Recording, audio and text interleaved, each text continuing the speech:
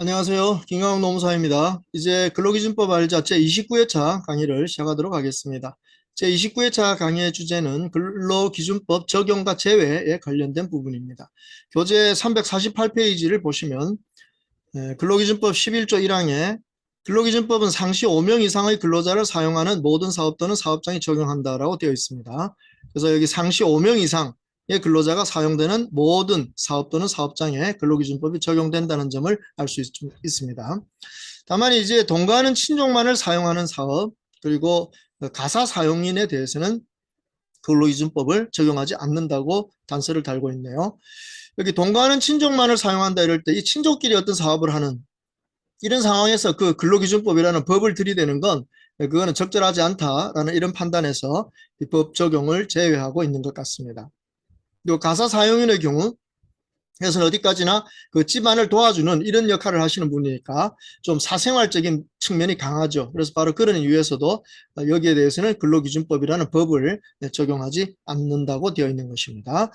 그런 점을 이해하시면 되고, 그 다음에 여기 사업 또는 사업장이라는 말은 하나의 업을 계속적으로 진행하는 그런 상황을 말하는데, 여기 유의하실 점은 이것이 꼭 영리의 목적은 아니라는 것이죠. 영리 목적만 사업으로 보지는 않는다는 것입니다. 그래서 예를 들면 비영리 사업, 또 공익 사업 뭐 이런 경우에도 다 그 사업에 해당할 수가 있다는 점이죠. 예컨대 교회 같은 데서도 어떤 근로자들을 사용하는 경우, 즉 노무 지휘를 하고 그 노무 제공에 대해서 임금을 지급하는 이런 관계에 있는 사람들을 5명 이상 사용한다면, 즉 근로자를 5명 이상 사용한다면 그 교회에 대해서도 그것은 하나의 사업 또는 사업장으로 보고 근로기준법을 적용하게 된다는 점에 유의하실 필요가 있습니다. 뭐 사립학교 같은 경우 뭐 공익적인 목적이다 이렇게 얘기할 수 있지만 무조건 그것은 사업 또는 사업장에 해당하는 것이고 뭐 5인 이상은 너무 뻔한 거니까 근로기준법이 적용되겠습니다. 공무원의 경우도 원칙적으로는 근로기준법이 적용되는 것이지만 이 공무원에 대해서는 그 처우에 대해서 특별법, 공무원의 처우에 관해서 법령으로 정하도록 하는 그런 특별법 규정들이 많이 있으니까 그것이 우선 적용되는 거죠. 특별법 우선 원칙에 의해서 공무원의 경우는 특별법이 우선 적용됩니다. 그러나 어떤 경우 이 공무원의 법에 대해서 공무원의 법에서 어떤 규정이 없는 경우 그런 상황이 발생했다면 당연히 근로기준법이나 노동관계법이 적용될 수도 있겠다는 점 알아두시면 되겠습니다. 이렇게 한 가지 유의하실 점은 그 상시 5명 이상의 근로자라는 표현을 썼으니까 여기 상시라는 말이 무슨 뜻이냐는 것이죠. 거기 한문을 잘 보시면 상태라고 되어 있죠. 일반적인 보통 보았을 때 이런 뜻입니다. 그래서 언론 보면 어느 날은 5명이 안 되는 경우도 있게 보이지만 그러나 전반적으로 볼 때 일반적으로 5명 이상이다 이렇게 판단된다면 그것은 상시 5명 이상이다 이렇게 판단하는 것입니다. 근데 이것 갖고 이제 다툼이 많습니다. 그래서 결국 법에서는 근로기준법 11조 3항에서는 그 상시 5명 이상을 판단하는 방법, 그 산정하는 방법에 대해서 시행령으로 정하도록 그렇게 되어 있습니다. 그래서 349페이지에 보시면 그 시행령을 통해서 어떻게 상시 근로자 수를 산정하는가 하는 것을 자세하게 표현하고 있죠. 첫째, 어떤 법 적용 사유, 예컨대 휴업수당이 적용되는가 안 되는가, 근로시간에 관련된 문제들이 적용되는가 안 되는가 이런 것을 판단해야 할 경우에 그 사유가 발생한 날 이전 1개월 동안 그 사업장에서 사용한 근로자의 연 인원, 전체 인원수를 그 기간의 가동 일수로 나눠주는 것입니다. 주 5일제라면 한 달간의 가동 일수가 보통 22일 정도 된다고 보면 만약에 연 인원수가 그 22일 동안의 연 인원수가 110명이 넘어간다면 이거는 5인 이상 사업장이다 이렇게 판단이 되겠죠. 바로 그것을 의미하는 것입니다. 그러나 이렇게 산술적으로 5인 이상이 된다 또는 5인 이상이 안 된다 5인 이하이다 이렇게 되었을 때 그렇다 하더라도 근로기준법이 적용될 수도 있고 안 될 수도 있다는 아주 좀 복잡한 문제가 남아 있습니다. 그게 둘째라는 그 부분인데요. 거기 잘 보시면 법 적용 사업 또는 사업장으로 보는 경우라는 표현이 나오죠.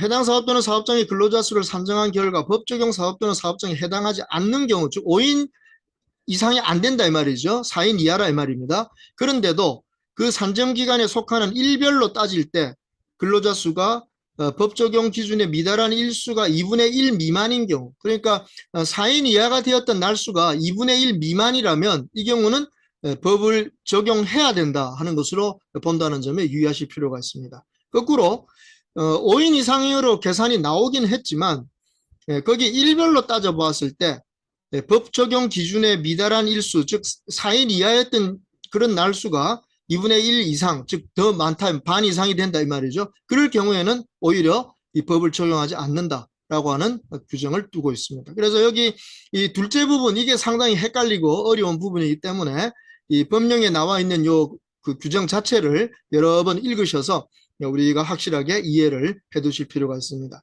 그러나 뭐니 해도 가장 이제 중요한 이 근로자 수 산정과 관련돼서 가장 그 중요하고 복잡한 문제는 셋째입니다. 셋째. 예. 위에서는 주로 한 달 기간만 가지고 5인 이상이냐 아니냐 이거 따지면 되었는데 여기 법 60조부터 제 62조까지의 규정, 그러니까 연차 유급휴가와 관련된 규정, 이 사유에 대해서 적용되느냐 안 되느냐를 따질 때는 한 달만 가지고 따지는 게 아니라는 것이죠.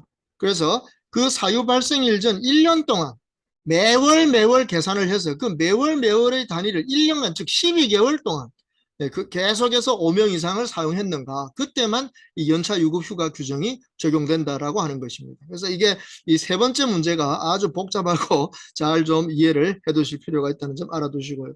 거기다가 이 연차 유급휴가 전체 규정을 또 그렇게 적용하는 게 아니라 또 예외가 하나 있죠. 네, 거기 60조 2항, 즉 1년 신입사원들, 그리고 1년 출근율이 8할 미만인 근로자, 이 경우에는 또 여기를 적용하지 않는다고 되어 있으니까 이때는 이제 1년간의 기간을 계산하지 않고 그 사유 발생 이전 1개월간의 기간을 가지고 이제 산정하면 되겠다는 것입니다. 아유, 이거 뭐 설명드리기가 아주 어려운 문제인데 하여튼 그 349페이지에 나와 있는 그 법령 규정을 잘 좀 읽어 주시기 바랍니다. 자, 그 다음에 많은 질문은 이 연인원에는 어떤 근로자들이 들어가는가, 일용 근로자도 들어가는가, 이런 질문들 많이 하시는데, 네, 들어갑니다. 거기 350페이지에 보시면 연인원에는 파견 근로자를 빼고는 다 포함한다 이렇게 표현되어 있죠. 그걸 꼭 기억하시면 됩니다. 파견 근로자는 파견 사업주의 근로자니까 우리 회사 사업 그 근로자는 아니죠. 그러니까 그거는 빼고 나머지는 다 우리 회사가 고용했다면 전부 다 들어간다는 점을 이해하시면 되겠습니다. 그러니까 직접 고용한 근로자들은 다 연인원에 들어가고 파견 근로자가 간접 고용을 하게 되는 이런 근로자는 들어가지 않는다. 이렇게 적용하시면 되겠습니다. 자, 그리고 근로기준법이 적용되는 데 있어서 아주 중요한 점 하나는 이 국가 또는 특별시, 광역시도, 시, 군, 구, 읍면동 그 밖에 이에 준하는 것, 그러니까 국가기관과 같은 지방자치기관과 같은 이런 공공기관의 경우에 있어서 근로기준법이 적용된다는 것인데, 여기 유의하실 점은 그 사람 수에 대한 제한이 없죠. 그러니까 이런 곳에서 단 한 명이라도 근로자를 채용해서 사용한다면 여기에는 무조건 근로기준법이 적용된다고 하는 것입니다. 그러나 이제 여기 근무하는 분들 중에 만약 이제 공무원의 신분에 있는 분들이 있다면 아까 말씀드린 대로 공무원법 쪽이 우선 적용되는 것이니까 그걸 제외하고 일반 근로자로서 채용했을 때 그분이 한 분만 있어도 반드시 근로기준법이 적용된다라고 하는 이 점에 대해서 유의하시면 되겠습니다. 자, 이제 근로기준법 적용과 관련된 문제 중에 이제 가장 중요한 문제는 방금 보셨듯이 5인 이상 사업장에는 다 적용된다 이랬으니까, 그러면 4인 이하, 즉 5인 미만 사업장에는 근로기준법이 전혀 적용되지 않느냐? 그렇지가 않다는 게 이제 정말 복잡한 문제가 되는 것이죠. 그래서 교재 351페이지에 가시면 우리 근로기준법 11조 2항에서 이렇게 규정하고 있죠. 상시 4명 이하의 근로자를 사용하는 사업 또는 사업장에 대하여는 대통령령으로 정하는 바에 따라 이 법의 일부 규정을 적용할 수 있다. 이렇게 되어 있는 겁니다. 예, 그러니까 이 4인 이하 사업장의 경우는 근로기준법이 전면적으로 적용되지 않는다 이게 아니고 일부 적용되는 규정이 있는데 그 규정들은 대통령령에 정해져 있다 이 말입니다. 그래서 대통령령인 근로기준법 시행령에 보시면 제7조에서 여기에 대해서 이제 규정을 하고 있고요. 그 별표를 통해서 그 적용되는 그 법조항들을 쭉 정리를 하고 있습니다. 그래서 그 아래에 나오는 법조항들을 쭉 훑어보시면 제1장 총칙 과정에서는 14조가 빠져 있는 걸 보실 수 있고요. 그 다음에 2장으로 넘어가시면은 그 15조 다음에 16조가 빠져 있다는 걸 보실 수가 있죠. 그러니까 적용되지 않는다는 것입니다. 그 다음 페이지 넘기셔서 352페이지에 보시면 거기 23조를 먼저 좀 보시죠. 23조는 적용되는 게 뭐 어느 조항이냐, 2항이라고 되어 있죠. 제23조 2항이 적용된다. 그 해고 금지 기간에 대한 규정인데 그것은 적용됩니다. 그러면 제23조 1항 요게 빠져 있습니다. 이게 적용되지 않는다는 뜻입니다. 그래서 아시다시피 제23조 1항은 정당한 이유 없는 해고는 안 된다는 거 아닙니까? 그래서 부당해고에 관련된 조항은 적용되지 않는다는 점을 알 수 있습니다. 그 다음 24조, 25조 이것이 빠져 있죠. 즉 적용되지 않습니다. 정리해고와 관련된 규정이 빠져 있고요. 그 다음에 26조는 적용되는데 27조가 또 빠져 있네요. 그래서 27조는 해고 서면 통지 이 조항인데 이 조항도 해고의 효력 요건이긴 하지만 그것은 적용이 되지 않고 있습니다. 그 다음 28조부터 33조까지가 빠져 있죠. 이게 바로 부당해고에 대해서 노동위원회에 구제 신청을 할 수 있는 조항인데 이것이 다 빠져 있습니다. 무슨 뜻이죠? 예, 바로 4인 이하 사업장에서 어떤 근로자가 해고를 당하는 경우 해고 서면 통지를 안 해도 되고 또 무조건 정당한 이유라는 이런 거하고는 따지지 않고 해고할 수도 있고 그 다음에 그 부당한 해고를 당했다고 느낀 그 근로자가 노동위원회에 구제 신청을 하려고 해도 그건 할 수가 없다. 네, 이런 점에 유의하실 필요가 있습니다. 이건 나중에 적용되지 않는 조항을 보면서 다시 설명하겠지만 일단 여기 빠져 있는 조항들을 잘 챙기시기 바랍니다. 그 다음 3장 임금으로 가보시면은 여기 46조 46조가 빠져 있는 걸 보실 수 있죠. 휴업수당과 관련된 조항이 빠져 있습니다. 그 다음 제4장으로 가서 근로시간과 휴식의 조항에서 보시면 이 근로시간과 관련된 50조부터의 조항들이 다 빠졌음을 볼 수 있습니다. 그러나 54조 휴게 이것은 적용이 되고요. 55조 휴일 조항에서는 제1항 주휴일만 적용이 되는 것이죠. 그러니까 제2항에 나오는 공휴일에 대해서는 4인 이하 사업장에서는 적용되지 않는다는 점에 유의하셔야 되겠습니다. 그 다음 나머지 근로시간과 관련된 조항들은 전부 다 생략이 되고 적용이 되지 않고 그리고 연차 유급 휴가와 관련된 조항도 적용이 되지 않고 있습니다. 그런데 제63조 근로시간 휴게 휴일의 적용 제외 이것은 적용되고 있다는 점, 이 점은 잘 확인하실 필요가 있겠습니다. 자, 여성과 소년으로 넘어가게 되면 대충 다 적용되는 것으로 보이는데 거기 65조에 보시면 1항과 3항만 적용된 데 있으니까 2항이 적용되지 않고 있네요. 그 다음에 쭉 내려가시면 73조가 적용이 안 되죠. 네, 73조 빠졌는데 이것은 여성의 경우 생리휴가와 관련된 규정, 이것은 적용되지 않습니다.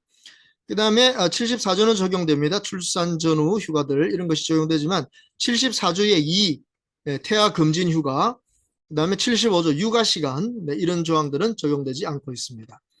그 다음 제6장에 가면 안전과 보건은 다 적용되지만 6장에 2가 빠져 있습니다. 6장의 2는 뭐냐면 직장 내 괴롭힘에 관한 규정인데 바로 4인 이하 사업장에서는 적용되지 않는다는 것을 알 수가 있죠. 7장의 기능습득도 적용되지 않고요. 그러나 8장 재해보상은 모두 적용됩니다.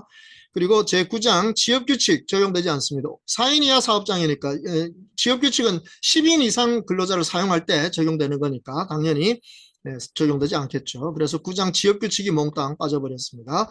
그리고 이제 10장의 기숙사, 네, 뭐 4인 이하 사업장에서 뭐 기숙사는 별로 의미가 없겠죠. 네, 빠져버렸고요. 그러나 제11장 근로감독관과 관련된 부분은 적용되는 것을 볼 수 있고 제12장 벌칙에서는 여기 적용되는 조항을 위반했을 때 벌칙이 다 적용된다는 점 알 수 있습니다. 그래서 지금까지 근로기준법 시행령에서 적용되는 조항들, 네, 적용되는 조항들을 쭉 보실 수 있었고 제가 말씀드린 것은 주로 거기 사이사이에 빠졌던 조항들 요걸 이제 지적을 해드렸는데 요걸 다시 한번 정리하려면 이제 교재 354페이지로 가시면 되는 거죠.